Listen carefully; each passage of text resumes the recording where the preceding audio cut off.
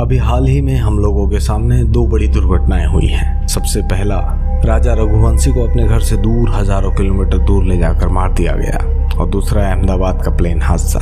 क्या सच में उसकी मृत्यु उन्हें वहां खींच लाई? दोस्तों, क्या कभी आपने सोचा है इंसान की मौत कब और कहां होगी, या पहले से कैसे तय हो जाता है? और सबसे बड़ी बात, वह इंसान उस जगह पर पहुंच भी जाता है चाहे उसे खुद पता भी ना हो। कई बार हम सुनते हैं कि कोई इंसान पहली बार किसी जगह गया और उसकी मौत हो गई, या फिर जिस दिन वो किसी और रास्ते से गया उसी दिन वह हादसा हो गया। तब मन में सवाल उठता है कि क्या यह सब संयोग है या फिर किस्मत का लिखा हुआ होता है जो वही होकर रहता है। कहा भी जाता है कि जिसकी मौत जहाँ लिखी होती है वह इंसान किसी न किसी कारण से उस जगह पर ही पहुंच जाता है। पर यह होता कैसे है? क्या सच में मौत पहले से तय होती है, और क्या हमारे कदम उसी दिशा में चलते हैं? आज हम इसी रहस्य पर्दा उठाने की कोशिश करेंगे, एक ऐसी कहानी और दृष्टिकोण के माध्यम से जो न केवल हमारे मन में उठते सवालों को शांत कर देगी, बल्कि यह भी दिखाएगी कि किस तरह ब्रह्मांड की हर चाल, हर मोड़ हमारे भाग्य और कर्म से जुड़ी होती है। क्या मौत का समय और स्थान पहले से तय होता है? जिसे नहीं पता वो भी पहुंच जाता है उसी जगह जहां उसकी आखिरी सांस लिखी होती है। पर क्यों,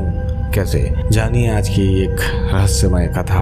कहानी में आगे बढ़ने से पहले अगर आपको हमारा चैनल पसंद आता है, हमारी कहानी पसंद आती है, तो प्लीज़ हमारे चैनल को लाइक, शेयर और सब्सक्राइब ज़रूर करें। आपके एक सब्सक्रिप्शन से मेरा हौसला बढ़ता है। बहुत समय पहले की बात है, एक गांव में एक विद्वान पंडित हरिशंकर रहा करता था, जो अपने ज्ञान और सद्गुणों के लिए प्रसिद्ध था। एक दिन वह अपने बचपन के मित्र रामेश्वर से मिलने के लिए दूसरे गांव जा रहा था। उसका मित्र रामेश्वर जन्म से ही गूंगा था और एक पैर से अपाहिज। पंडित हरिशंकर का गांव उस मित्र के गांव से काफी दूर था और रास्ते में कई छोटे छोटे गांव भी आते थे। पंडित हरिशंकर यात्रा पर अकेले निकला था और चलते चलते वह अपनी धुन में खोया हुआ था। तभी उसे रास्ते में एक व्यक्ति दिखाई देता है जो ऐसा प्रतीत होता है मानो किसी की प्रतीक्षा कर रहा हो। वह व्यक्ति भी पंडित हरिशंकर का साथ में चल देता है। उसे देखकर पंडित हरिशंकर को प्रसन्नता हुई कि चलो रास्ते में कोई तो मिल गया जिससे रास्ता आसान हो जाएगा। बातचीत की शुरुआत करते हुए पंडित हरिशंकर ने उससे उसका नाम पूछा। तो उसने उत्तर दिया, मेरा नाम धर्मराज है। यह सुनकर पंडित थोड़े आश्चर्य में पड़ा,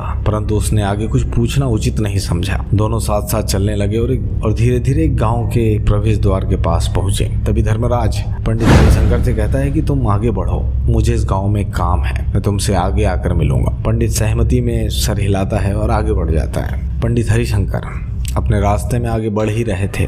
कुछ देर बाद उस गांव में खबर फैल जाती है कि एक व्यक्ति को एक सांड ने अपनी सींगों में फंसाकर मार डाला। यह सुनकर पंडित हरिशंकर एकदम चौंक गया और वह उसी क्षण और उसके कुछ क्षण बाद धर्मराज फिर से हरिशंकर के पास आया और बिना किसी चिंता के दोनों आगे चलने लगे। वे दोनों धीरे धीरे चलते हुए एक दूसरे गांव के प्रवेश द्वार के पास पहुंचे। उस गांव के बाहर एक विशाल और भव्य मंदिर था जहां ठहरने और आराम करने की अच्छी व्यवस्था थी। पंडित हरिशंकर के मित्र रामेश्वर का घर अभी भी काफी दूर था और वह रात भी आ चुकी थी। इसलिए पंडित हरिशंकर ने धर्मराज से कहा कि अब रात होने वाली है, पूरे दिन चलते चलते थक गए हैं, अब भूख भी लग रही है, क्यों ना हम यहीं रुककर भोजन कर लें, विश्राम कर लें, सुबह आराम से यात्रा आगे बढ़ाएंगे। धर्मराज ने मुस्कुराकर कहा, ठीक है, लेकिन मुझे इस गांव में किसी को कुछ जरूरी सामान देना है, तुम भोजन कर लो और आराम करो, कुछ देर में आकर मैं भोजन कर लूंगा। इतना कहकर वह वहां से चला गया। परंतु धर्मराज के जाने के कुछ ही समय बाद गांव की दिशा से धुआं उड़ता हुआ दिखाई देने लगा। देखते ही देखते पूरा गांव आग की चपेट में आ गया। पंडित स्तब्ध रह गया। उसके मन में चिंता और आशंका दोनों ने जन्म ले लिया। उसने सोचा कि यह धर्मराज जहां भी जाता है वहां कोई न कोई अनहोनी घटना घट जाती है, कुछ तो गड़बड़ है इस व्यक्ति में। फिर पंडित हरिशंकर ने उस रात धर्मराज से कोई प्रश्न पूछना उचित नहीं समझा और दोनों वहीं मंदिर के प्रांगण में विश्राम कर गए। सुबह होते ही दोनों फिर से अपनी यात्रा पर निकल पड़े। कुछ देर बाद रास्ते में एक और गांव आया। इस बार भी धर्मराज ने पंडित हरिशंकर से वही बात की कि आप आगे चलिए, मुझे इस गांव में थोड़ा काम है, मैं आपसे आगे रास्ते में मिल जाऊंगा। लेकिन इस बार पंडित हरिशंकर आगे नहीं बढ़ा, बल्कि वह चुपचाप एक पेड़ की आड़ में जाकर खड़ा हो गया और धर्मराज पर निगाह रखने लगा कि आखिर वह कहाँ जाता है, क्या करता है। थोड़ी ही देर में गांव में हलचल मच गई। लोग चिल्ला रहे थे कि एक व्यक्ति को सांप ने काट लिया है, उसकी मृत्यु हो गई है। ठीक उसी समय धर्मराज फिर पंडित हरिशंकर के पास आ गया। जैसे कुछ हुआ ही ना हो। लेकिन इस बार पंडित हरिशंकर स्वयं को रोक नहीं पाया और बोल पड़ा, धर्मराज मैं अब चुप नहीं रह सकता। तुम जिस भी गांव में जाते हो वहाँ कोई न कोई अनहोनी घटना हो जाती है। पहले सांड ने किसी व्यक्ति को मार डाला, फिर गांव में आग लग गई, अब सांप के काटने से एक व्यक्ति की मृत्यु हो गई। क्या तुम मुझे बता सकते हो कि यह सब तुम्हारे जाने पर ही क्यों होता है? धर्मराज हल्के से मुस्कुराया और बोला, पंडित जी आप तो मुझे अत्यंत ज्ञानी प्रतीत होते थे, इसलिए मैं आपके साथ चलने लगा था, क्योंकि ज्ञानियों का साथ हमेशा शुभ होता है। परंतु आप अब भी नहीं समझ पाए कि मैं कौन हूँ। पंडित हरिशंकर ने कहा, मैं कुछ समझ रहा हूँ, लेकिन मन में थोड़ी शंका शेष है। अगर आप अपना उचित परिचय दे दें तो मेरे लिए स्पष्टता हो जाएगी। तब धर्मराज ने शांत स्वर में उत्तर दिया, मैं यमदूत हूँ और यमराज की आज्ञा से उन लोगों के प्राण हरता हूँ जिनकी आयु पूर्ण हो चुकी है। हालांकि पंडित को मन ही मन पहले से ही आभास हो गया था, फिर भी धर्मराज के मुख से यह बात सुनकर घबरा गया। परंतु साहस बटोरकर उसने पूछा, यदि आप सच में यमदूत हैं तो कृपया मुझे बताएं कि अगली मृत्यु किसकी होने वाली है? धर्मराज ने उत्तर दिया कि अगली मृत्यु तुम्हारे उसी मित्र रामेश्वर की है जिससे मिलने तुम जा रहे हो। दुख की बात यह है कि उस मृत्यु का कारण भी तुम ही बनोगे। यह सुनकर पंडित हरिशंकर स्तब्ध रह गया, उसका हृदय कांप उठा। तो सोच, यदि यह व्यक्ति सचमुच यमदूत है तो उसकी बात झूठ कैसे हो सकता? अगर उसकी उपस्थिति ही उसके बचपन के मित्र का मृत्यु का कारण बन जाएगी तो क्या उसे उससे मिलने जाना भी चाहिए? कम से कम उसकी मृत्यु का कारण तो वह नहीं बनना चाहता। तब धर्मराज ने एक मंद मुस्कान के साथ कहा, तुम जो सोच रहे हो मुझे सब ज्ञात है, परंतु ध्यान रहे पंडित, तुम्हारे अपने मित्र के मिलने न जाने से नियति नहीं बदल जाएगी। उसकी मृत्यु निश्चित है और वह अगले कुछ ही पलों में घटित होने वाली है। महाकाल के मुख से ऐसी बातें सुनकर पंडित हरिशंकर के शरीर में सिहरन दौड़ गई, क्योंकि अब यह स्पष्ट हो गया था कि धर्मराज उसके मन की बातें पढ़ सकता है, जो कि किसी सामान्य व्यक्ति के लिए संभव नहीं है। अब पंडित हरिशंकर को पूरा विश्वास हो गया कि यह कोई साधारण मनुष्य नहीं बल्कि वास्तव में यमदूत है। जब यह सत्य पंडित के हृदय में उतर गया तो वह अत्यंत व्याकुल हो उठा। वह नहीं चाहता था कि वह अपने मित्र की मृत्यु का कारण बने, अतः उसने निश्चय किया कि वह अपने मित्र रामेश्वर से मिलने नहीं जाएगा और वह तुरंत अपने गांव की ओर लौट पड़ा। लेकिन जैसे ही वापस मुड़ा, उसकी दृष्टि सामने से आते हुए एक व्यक्ति पर पड़ी। वह व्यक्ति कोई नहीं बल्कि उसका मित्र रामेश्वर ही था, जो उसे देखकर अत्यंत प्रसन्न दिख रहा था। अपने मित्र की तेज गति को देखकर पंडित हरिशंकर को ऐसा प्रतीत हुआ मानो वह काफी देर से उसका पीछा कर रहा हो। लेकिन वह मित्र बचपन से ही गूंगा था और एक पैर से अपंग भी था, इसलिए ना तो वह पंडित हरिशंकर को आवाज देकर बुला सका और ना ही ठीक से उसके पास पहुंच पाया। परंतु जैसे ही पंडित हरिशंकर के पास पहुंचा, अचानक ही उसके पैर लड़खड़ाए और वह जमीन पर गिर पड़ा। पंडित हरिशंकर भागकर उसके पास पहुंचा, लेकिन तब तक देर हो चुकी थी।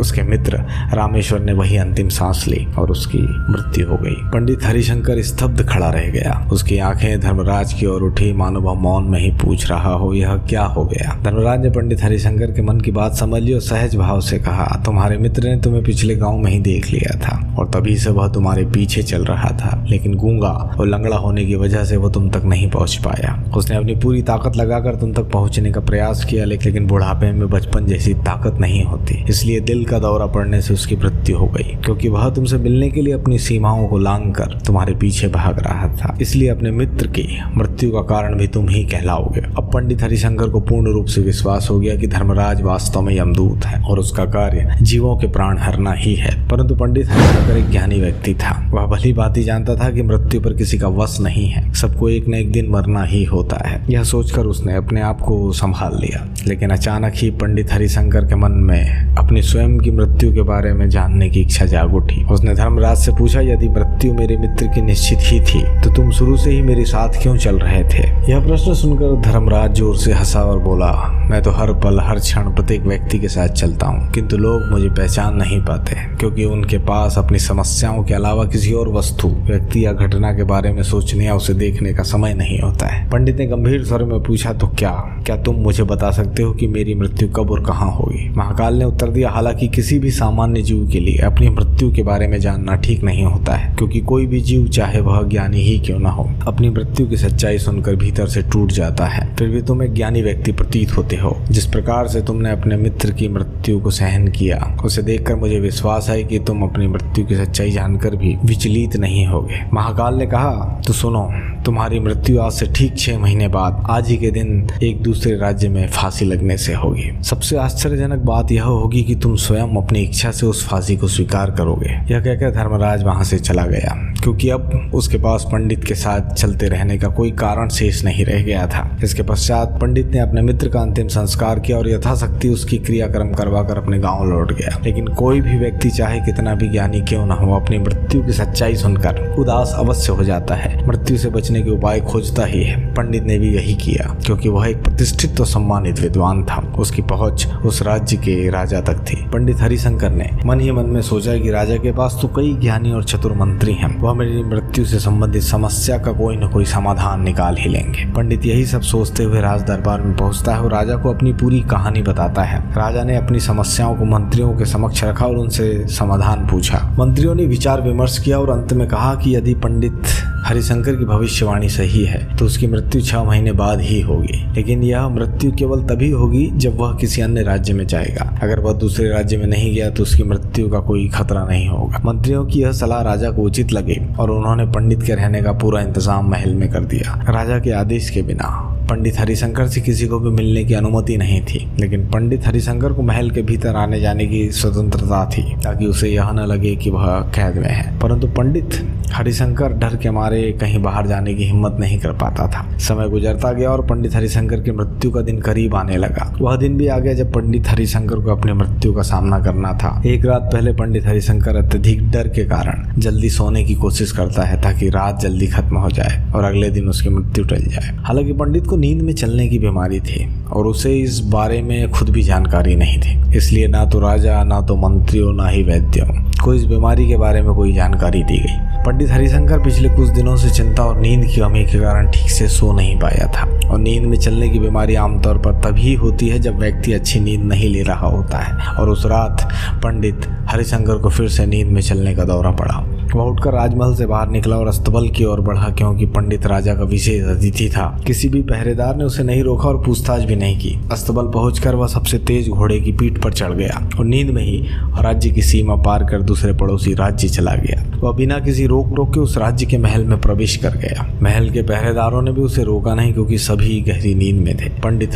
हरिशंकर सीधे राजा के शयन कक्ष में पहुंचा, जहां राजा और रानी सो रहे थे। वह वहीं जाकर सो गया। सुबह हुई और राजा ने देखा कि पंडित हरिशंकर रानी के पास सो रहा है। यह देखकर राजा बहुत क्रोधित हो गया। राजा ने पंडित को तुरंत गिरफ्तार करने का आदेश दे दिया। पंडित को कैद में डाल दिया गया, लेकिन वो खुद हैरान था, समझ नहीं पा रहा था कि वो दूसरे राज्य और राजा के सैन्य कक्ष में कैसे पहुंचा। उसकी यह स्थिति किसी को बताने वाला नहीं था। अगले दिन राजा ने पंडित को दरबार में पेश करने का आदेश दे दिया। पंडित हरिशंकर को दरबार में लाया गया और उसे देखते ही राजा इतना क्रोधित हो गया कि उसने उसे फांसी पर चढ़ा देने का आदेश दिया। फांसी की सजा सुनकर पंडित हरिशंकर कांपने लगा, लेकिन उसने फिर थोड़ी सी हिम्मत जुटाई और राजा से बोला, महाराज, मुझे यह नहीं पता कि मैं आपके महल में कैसे पहुंचा, नहीं यह पता है कि आपके सैन्य कक्ष में कैसे पहुंच गया, ना ही आपके महल के किसी पहरेदार ने मुझे नहीं रोका, लेकिन मैं इतना जानता हूं कि आज मेरी मृत्यु का दिन है और मुझे लगता है यही सच है। राजा को यह सुनकर थोड़ी चौंकाने वाली बात लगी। उसने पंडित हरिशंकर से पूछा कि तुम्हें कैसे पता कि आज तुम्हारी मृत्यु होगी। इस सवाल का जवाब देने के लिए पंडित हरिशंकर ने पिछले 6 महीने की सारी घटना राजा को कह सुनाई और बोला, महाराज, अगर मैं गलत हूँ तो किसी भी सामान्य व्यक्ति इतना साहस नहीं कर सकता कि वह आपके सैन्य कक्ष में और आपकी रानी के पास जाकर सो जाए। राजा को पंडित हरिशंकर की बातों में कुछ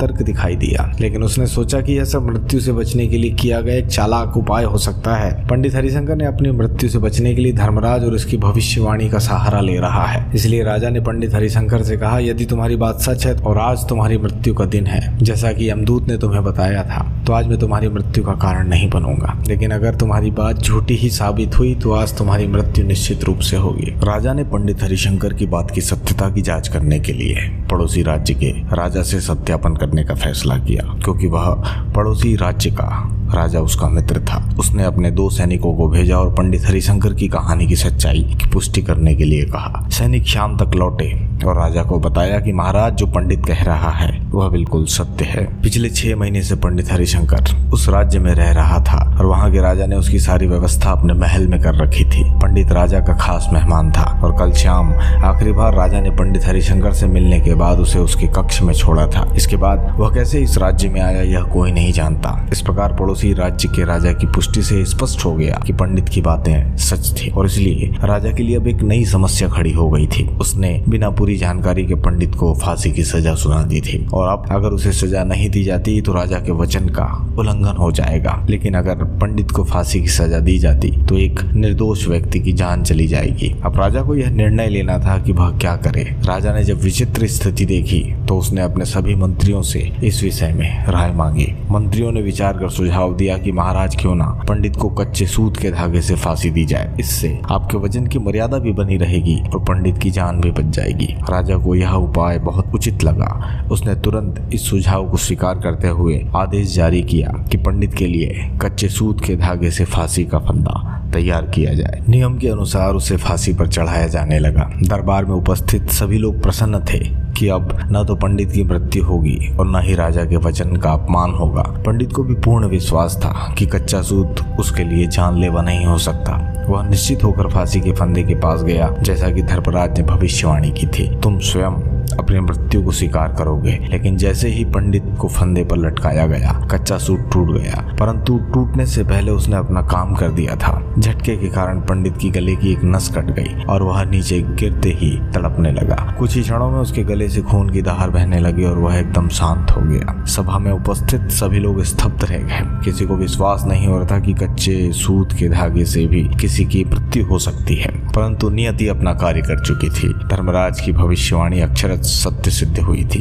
मित्रों, श्रीमद् भागवत गीता में कहा गया है कि जो होना है वह होकर रहेगा। हम चाहे कितनी भी सावधानी बरते, कितने भी उपाय कर लें, लेकिन जो नियत है वह होकर ही रहेगा। शायद इसलिए ईश्वर ने हमें भविष्य देखने की शक्ति नहीं दी, ताकि हम अपने वर्तमान को पूरी सच्चाई और उत्साह से जी सकें।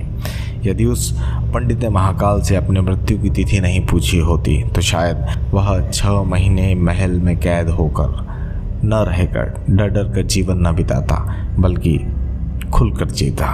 तो आपने देखा आपने किस तरह भाग्य और कर्म की डोर से बंधा हर व्यक्ति का जीवन एक तयशुदा राह पर चलता है। पंडित ने जानना चाहा कि उसकी मृत्यु कब होगी, लेकिन उसे यह नहीं पता था कि वही ज्ञान उसकी शांति छीन लेगा। आपको यह कहानी कैसी लगी कमेंट सेक्शन में अपनी राय ज़रूर दें। धन्यवाद।